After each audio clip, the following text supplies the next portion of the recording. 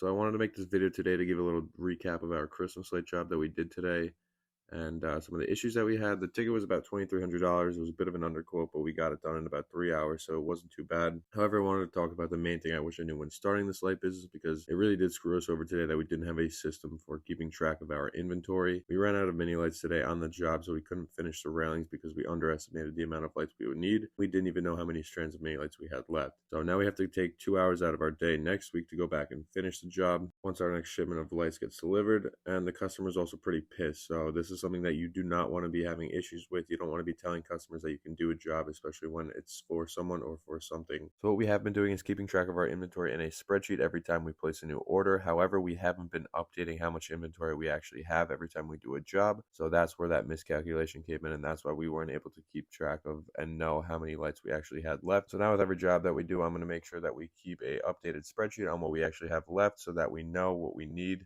and what we don't have, so that we don't get stuck going to people's houses and not having exactly what we need to complete every job. If you found any value in this video, please consider subscribing and follow along on the journey as we try to hit $50,000 by Christmas installing Christmas lights on people's houses.